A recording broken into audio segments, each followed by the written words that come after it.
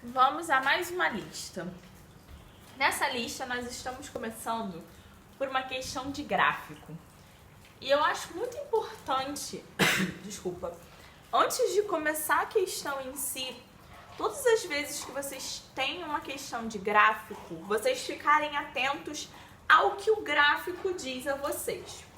Por exemplo, o que eu quero dizer quando eu falo ao que o gráfico diz a vocês? Repara que esse é um gráfico de litro por temperatura. Então, as informações que o gráfico vai te dar são litro, volume e temperatura. E a outra coisa importante é observar a unidade em que esse gráfico está. Por exemplo, a nossa temperatura aqui está em Kelvin. Nós sabemos que quando nós falamos em gases, a temperatura certa se usar em Kelvin. Mas e se aqui tivesse em Celsius? Toda informação que eu fosse tirar aqui do gráfico e colocar na fórmula, eu teria que passar essa temperatura para Kelvin se aqui tivesse em Celsius. Então, assim, observem o gráfico. Se ele te deu o gráfico, isso seja em qualquer questão, vocês vão usar o gráfico com certeza. Feito isso, vamos lá. Questão 1. O gráfico representa a transformação de uma certa quantidade de gás ideal do estado A para o estado B. O valor de VA, ou seja, do volume A, é... Vamos lá. Eu estou falando de um mesmo gás em dois estados diferentes. Ele passou do meu estado A e foi para o meu estado B. Se eu falo de um mesmo gás em situações diferentes, eu lembro que pressão 1 vezes volume 1 sobre temperatura 1 é igual a pressão 2 vezes volume 2 sobre temperatura 2. Minha lei de Clapeyron. E aí, o que eu quero dizer a vocês?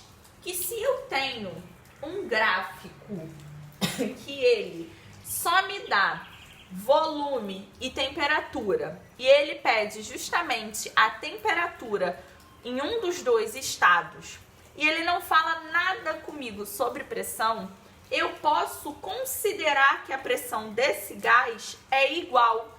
Então, eu corto.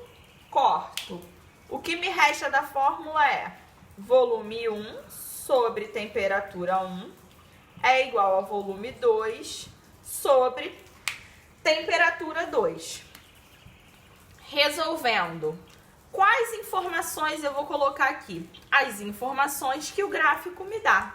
O volume 1 é justamente o do meu estado A. Então, VA, que é justamente quem eu quero descobrir. Minha temperatura 1, 360 kelvins, igual. Volume 2 é o do meu estado 2, que no nosso caso é o estado B, 60 litros. Minha temperatura 2, 540.